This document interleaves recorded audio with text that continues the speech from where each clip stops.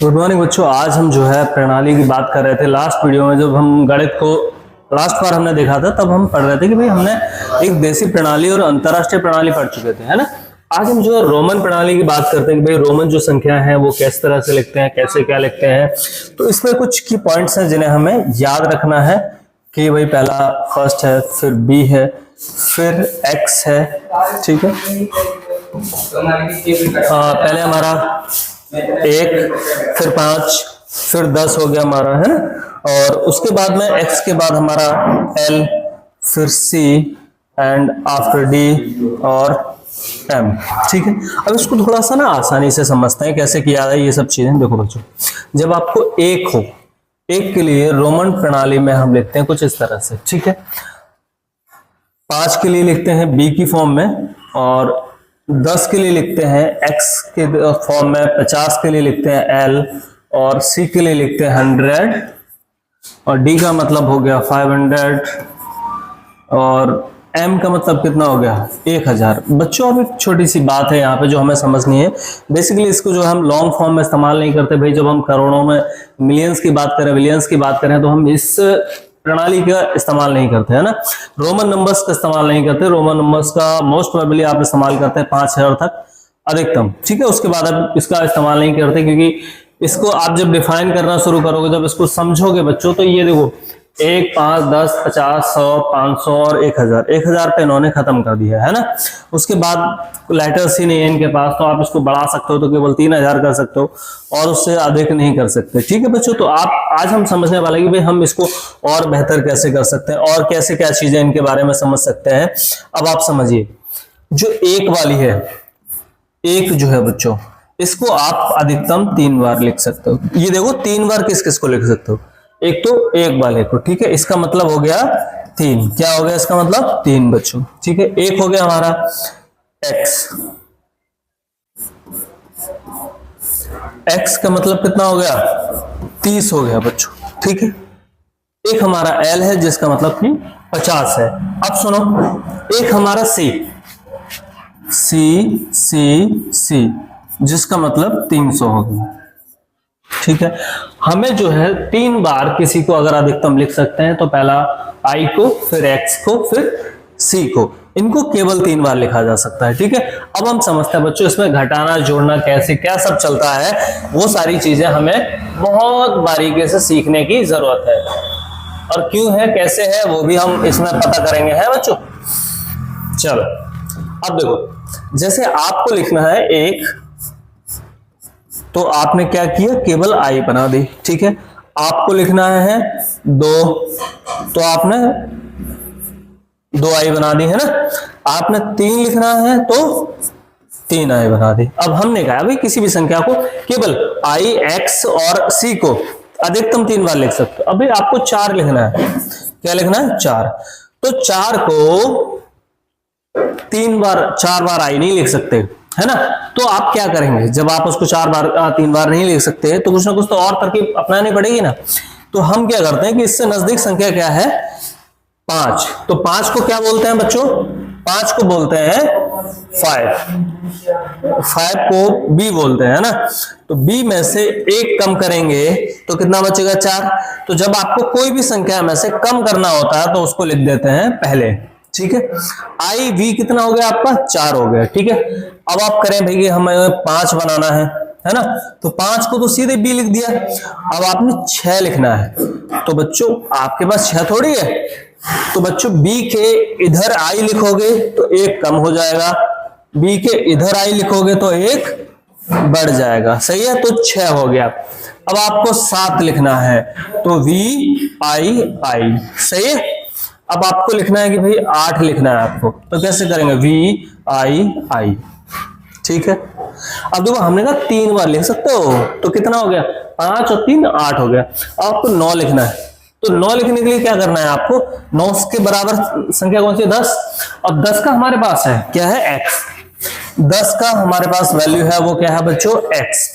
तो जब आपको 9 लिखना है तो 9 के लिए क्या करेंगे, एक तो x लिखेंगे, और एक अगर हम इधर बाएं तरफ लिखते हैं किसी को, लेफ्ट साइड में लिखते हैं, तो 1 हमारा कम हो जाता है। तो क्या बचा बच्चों i और x, 10 वाला हमें पता है कि भाई 10 को x कहते हैं, मतलब हमने पीछे कोई लिखा, मतलब कि बाईं तरफ पे लिखा तो संख्या कम हो गई, मतलब घट गई उसमें से, और हमने दाईं तरफ लिखा तो बढ़ गई। ठीक है, इसको मतलब हम जो है 20 तक की नंबरिंग बच्चों इसलिए सीख रहे हैं ताकि हमें किसी भी तरह की कंफ्यूजन ना हो। ठीक है, 10 को हो गया। 11 का मतलब क्या है, x के साथ i, हमने एक जोड़ दिया, कितना हो गया, 11 हो गया, मतलब हमने इधर लिखा है, इसका मतलब जोड़ा है। ठीक है, 12, x के बाद 2 i लगा दिया तो कितना हो गया, 12 हो गया। 13 के लिए x i, ठीक है, कितना हो गया, 13 हो गया। अब जो 14 के लिए लिखने के लिए आपने क्या करना है, एक तो x तो लिखोगे ही आप, ठीक है। अब जो ऐसा तो नहीं 4 डंडे नहीं लगा सकते, हमने कहा कि अधिकतम ही 3 लगेंगे, है ना। किस किस में कौन कौन 3 लग सकता है, i, x और c। ठीक है, अब बच्चों बात बनी 14 की। 14 को अब देखो हमने 4 के लिए क्या लिखा था, i और b, मतलब कि 5 में से 1 कम किया था, तो हमें क्या करेंगे, 10 तो ये है, 4 लिखना है, तो 4 को हम लिखते हैं कुछ इस तरह से, तो ये इतना क्या हो गया हमारा, ये हो गया हमारा 14। ठीक है, अब हम बात करते हैं 15 के बारे में। तो 15 कैसे बनेगा हमारा, x और x के साथ b, मतलब कि 10 और 5 15, अब 16। ठीक है, x vi कितना हो गया 6, ये 10 हो गया, कितना होगा 16। अब बात करें 17 का, तो x vi, अब ये 7 ये 10, 17 और 18 में कितना हो गया, x vi, मतलब 3 बार हो गया भाई, इससे अधिक i को नहीं लिख सकते। ठीक है, तो ये तो हो गया 18। अब बचा बच्चों हमारा 19 और 20, क्या बचा, 19 और 20। 19 को कैसे लिखेंगे, देखो 10 को तो 10 और 9 कितना होता है 19, तो 10 के लिए तो आपने लिखा था x। अब देखो 9 के लिए क्या लिखा है, क्या लिखा है 9 के लिए, ix का अर्थ हो गया बच्चों 19। ठीक है, 20 के लिए क्या हो गया, x और x। ठीक है, कितना हो गया 20 हो गया। 20 हमने इसलिए पढ़ा है कि आपसे कभी 67 का पूछता है, 54 का पूछता है, 59 का पूछता है ना, 69 59 किसी का भी पूछे तो आपको आसान है।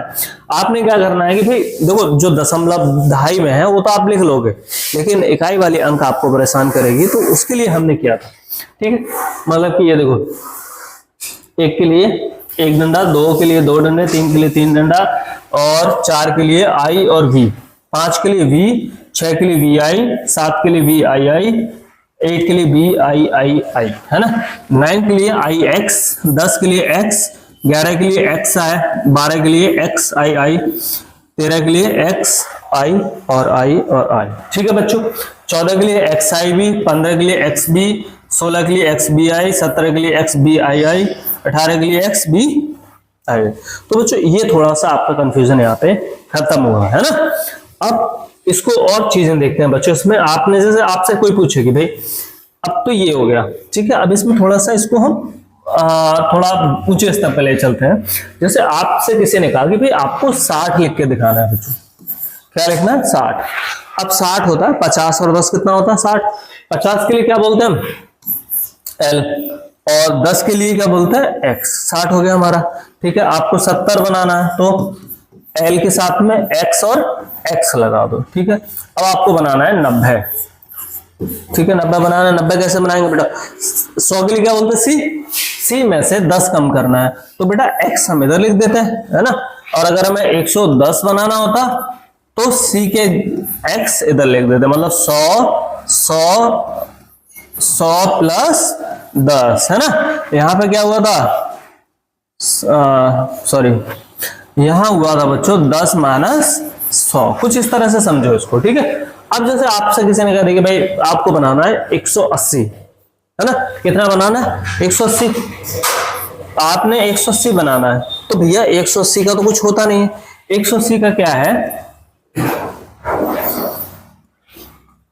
180 को या तो आप कर लो कि भाई 200 हो गया, 200 में से 20 माइनस करोगे, ठीक है, या फिर आप कुछ इस तरह से करते हैं भाई एक्स एल, है ना, एक्स सॉरी 100 के लिए क्या बोलते हैं, सी, है ना, सी, एल कितना हो गया 50, 150 सॉरी, है ना, उसके बाद एक्स एक्स एक्स एक्स, तो ये जो है बड़ा रोमन नंबर हो गया। और इसको जो है मतलब आपने किया था 100 प्लस 50 प्लस 30, है ना, 10-10 का। आप क्या करेंगे भाई, सीधे सीधे आप लिखिए कि भाई इसको जो है सी कितना हो गया आपका 200, और डबल एक्स इधर लगा दीजिए, तो 20 माइनस 200 कितना हो गया आपका 180 बचा बच्चों, है ना। तो एक्स एक्स सी सी भी इसको लिख सकते हैं। तो बच्चों यहां तक ये चीजें आपको बिल्कुल क्लियर हो गई होंगी, ठीक है। अब हम बात करते हैं संख्याओं के प्रकार के बारे में कि संख्या कितने प्रकार की होती है, ठीक है। संख्याओं के प्रकार, सही है बच्चों, संख्याओं के प्रकार। तो इसको बहुत आसानी से हम लोग जो है पढ़ने वाले हैं।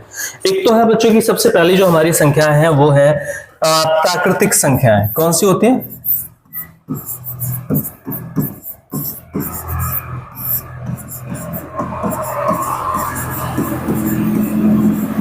प्राकृतिक संख्याएं मतलब जो गिनती गिनने में काम आती हैं, जैसे 1 2 3 4 5 6 7 8 अनगिनत, है ना, इन्फिनिटी तक जब आप पहुंचते हैं। प्राकृतिक संख्या कौन सी होती हैं, जिन्हें हम गिनती के तौर पे इस्तेमाल करते हैं,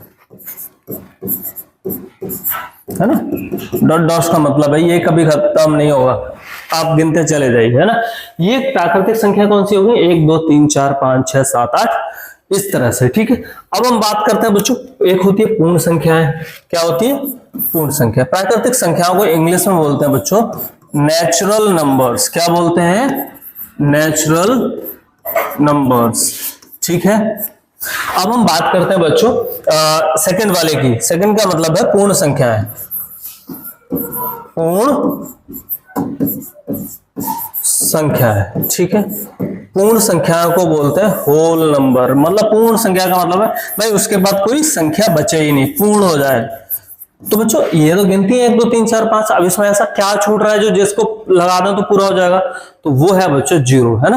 मतलब आप 1 2 3 4 5 तो कर सकते हो भाई, 9 तक गिनती गई आपकी, उसके बाद 10, तो 10 में जो जीरो आया है बच्चों, हम इसमें जीरो मिसिंग था कहीं पे, है ना। तो अगर आप इसमें जीरो एड ऑन करते हो कि इसमें नेचुरल नंबर में, प्राकृतिक संख्याओं में, तो वो आपका क्या बन जाता है, पूर्ण संख्या बन जाती है। क्या बन जाती है, पूर्ण संख्या बन जाती है, ठीक है। मतलब ये भी इंफिनिटी तक चलता रहेगा। मतलब हमने प्राकृतिक संख्याओं में अगर जीरो को जोड़ दिया है तो हमारी पूर्ण संख्या बन गई वो पूर्ण संख्या, जिनको हम होल नंबर्स भी बोलते हैं बच्चों, ठीक है। अब हम थर्ड वाले पढ़ने वाले हैं भाज्य संख्या।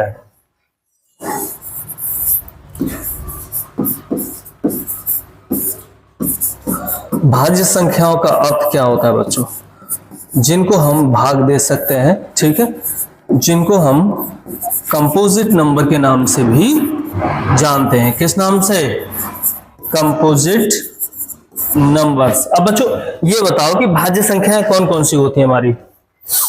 4 को भाग दे सकते हैं, दे सकते हैं, है ना। 6 को भाग दे सकते हैं, दे सकते हैं। 7 को नहीं दे सकते तो 8 पकड़ लीजिए, ठीक है। उसके बाद 15, है ना, 9 रह गया इसमें। और भी बहुत सारी संख्या जिनको जिन संख्याओं को पूर्ण विभाजित किया जा सके या फिर पूरी तरह से भाग दिया जा सके, है ना, जिन संख्याओं को पूर्ण रूप से क्या किया जा सके, विभाजित किया जा सके या फिर भाग दिया जा सके, काटा जा सके, है ना, विभाजित किया जा सके। अच्छा समझो इसको, थोड़ा सा हम इसे ऊपर कर लेते हैं तो आपको आसानी हो जाएगी। जैसे आपने 4 लिया भाई, क्या लिया आपने, संख्या ली 4। 4 को जब भाग करोगे 2 से तो 2 2 दूनी 4, कट गया, कुछ नहीं बचा, है ना। आपने लिया भाई 6, तो 6 को भी 2 से भाग करोगे तो 2 3 6, कट गया। आपने लिया 8, है ना, तो 2 4 8, कट गया। आपने लिया 15, 3 5 15। मतलब कोई भी संख्या किसी भी संख्या से अगर पूरी तरह से कट रही है तो भाई वो हमारी भाज्य संख्या है या फिर कंपोजिट नंबर्स है ना। तो अगर हम पूर्ण रूप से किसी को विभाजित कर सके तो क्या होगी, हमारी भाज्य संख्या हो गई या फिर कंपोजिट नंबर्स हो गए। ठीक है बच्चों, अब हम बात करते हैं कुछ अभाज्य संख्याओं की।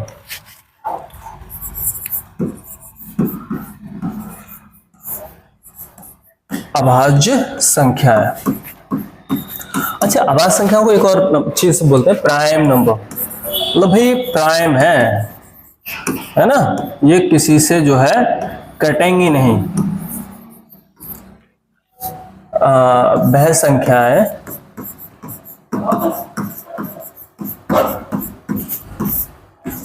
जो विभाजित नहीं की जा सकती, जो नहीं की जा सकती। ठीक है, जैसे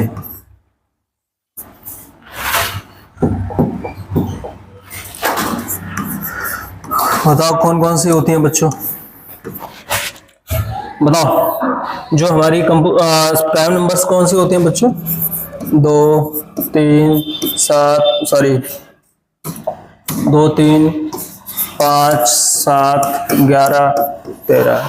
मतलब जो संख्याएं जो एक और खुद के अलावा नहीं करती, वो सब क्या है? हमारी प्राइम नंबर्स है। ठीक है, इसमें बच्चों एक दो ऐसा है, अभी हम बताएंगे। इसी में लिख रहे हैं हम, पहले सम संख्याएं लिख रहे हैं। ठीक है,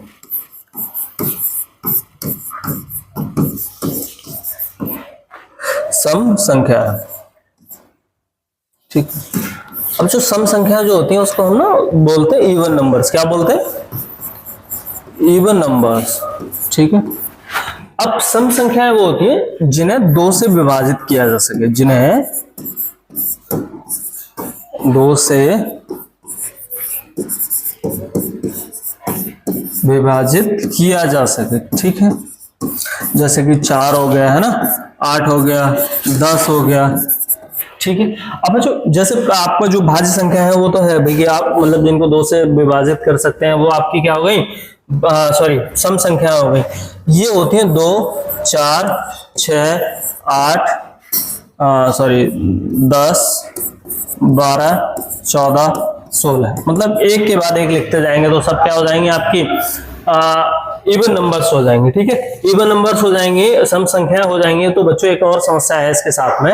वो समस्या क्या है कि आप देखो, एक प्राइम नंबर है, आप कह रहे हैं कि वो किसी से विभाजित नहीं हो रही, एक यहाँ सम संख्या है, तो बेटा 2 जो इकलौता है, ठीक है भाई, 2 तो 2 से कटेगा, और ये इवन नंबर भी है।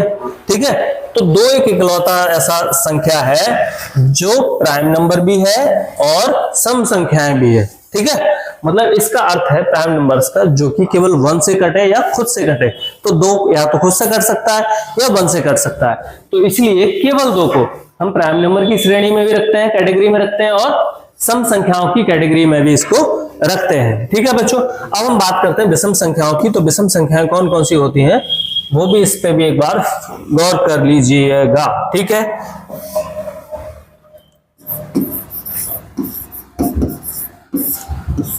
विषम संख्या, या फिर हम कहते हैं ऑड नंबर्स। क्या बोलते हैं? Odd numbers. बच्चों ऑड नंबर्स कौन से होते हैं? जिन्हें 2 से विभाजित नहीं किया जा सकता। कितने से विभाजित नहीं किया जा सकता बच्चों? 2 से विभाजित नहीं किया जा सकता। अब बताओ, किया जा सकता। ठीक है, अब इसमें जो है बच्चों, इसमें कौन सी हो सकती है विषम संख्या? भैया विषम संख्या तो आपकी 1 भी होगी, 3 भी होगी, 5 भी होगी, 7 भी होगी, 9 भी होगी, 11 भी होगी, है ना, 13 भी होगी। अच्छा बताओ, 59 जो है, 59 जो है, क्या ये सम होगी विषम होगी? विषम होगी, क्योंकि ये 2 से पूरी तरह विभाजित नहीं होगी, है ना। 67 है हमारा, 67 को 2 से काट सकते हैं? नहीं काट सकते, फिर भी 1 रह जाएगा, है ना, 66 कटेगा। तो हमने देखा कि जो 2 से पूरी तरह कट जाए भैया वो क्या हो गई? आपकी सम संख्या हो गई, और जो 2 से विभाजित नहीं हो रही है वो क्या हो गई? आपकी विषम संख्या हो गई। ठीक है, अब इसके अलावा भी हम कुछ चीजें देखने वाले हैं बच्चों, जो है कुछ पॉइंट्स हैं। एक तो होती है जुड़वा अभाज्य संख्या।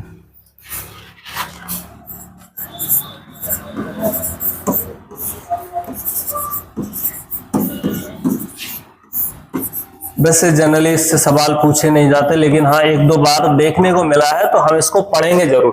देखो अभाज्य संख्या होती है कंपोजिट नंबर्स, जैसे कि आपका 3, 5, 7, 11 है ना। और जुड़वा अभाज्य संख्याएं जो होती हैं बच्चों, जैसे 2 एक साथ आ जाए, 2 का मतलब है जैसे 3, 5 एक साथ आ जाए, है ना, और 7, 11 एक साथ आ जाए, तो इनको क्या बोलेंगे? इनको बोलेंगे जुड़वा अभाज्य संख्याएं। क्या बोलेंगे बच्चों? जुड़वा अभाज्य संख्या, मतलब उसकी ठीक बाद वाली विषम संख्या अगर अभाज्य संख्या लिखी हुई है, तो वो क्या हो गई आपकी? जुड़वा अभाज्य संख्या हो गई। जैसे कहीं पे आपकी 11, 13 लिखी हुई है, तो ये भी जुड़वा अभाज्य संख्या है हमारी, ठीक है। इसके अलावा एक और है बच्चों, सह अभाज्य संख्याएं।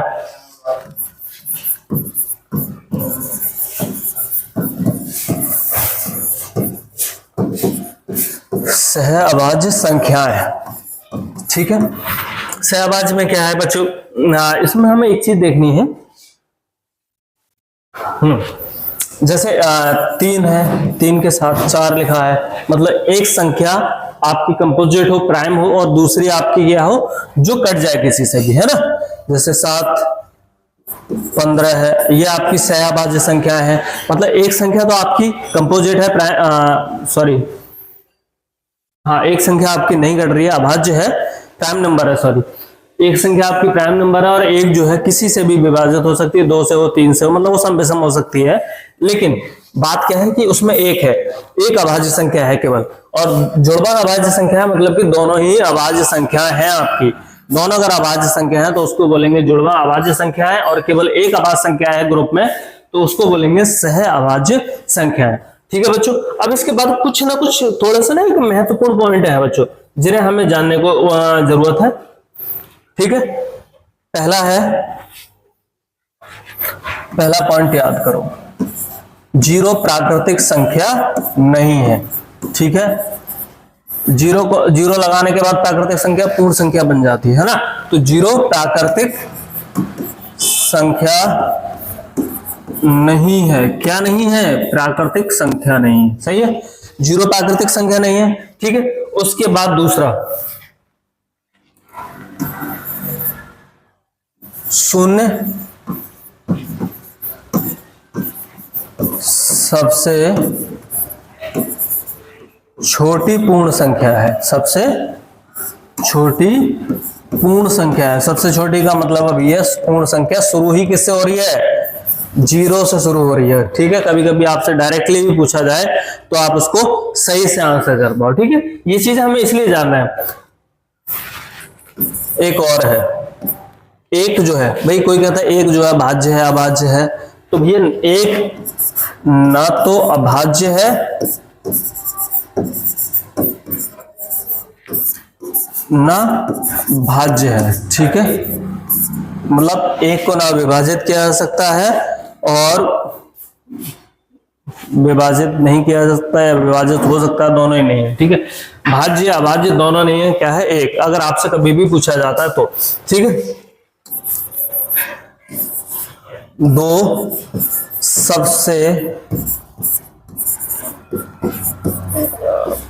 छोटी, ये हम पहले भी बता चुके हैं ना, 2 सबसे छोटी अभाज्य सम संख्या है। वैसे सम संख्या भाज्य होती हैं, मतलब कट जाती हैं, लेकिन 2 जो है बच्चों सबसे छोटी अभाज्य संख्या है, अभाज्य सम संख्या है, सॉरी।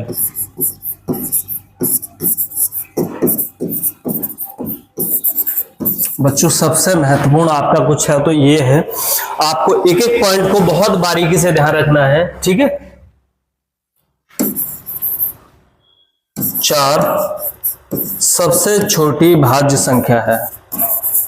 भैया सबसे छोटी संख्या जो कटती है वो क्या है? 4 है, सबसे छोटी भाज्य संख्या है, क्योंकि ना तो देखो 1 कट रहा, ना 2 कट रहा है, ना 3 कट रहा है ना, फिर 4 कट रहा है, वो भी 2 से, तो 4 सबसे छोटी भाज्य संख्या हो गई आपकी, ठीक है। अगर किसी संख्या की घात क्या हो, किसी संख्या की घात शून्य हो, क्या हो, शून्य हो तो उसका जो मान है और वैल्यू है वो क्या होती है, 1 होता है। क्या होता है, 1 होता है। ठीक है, सॉरी,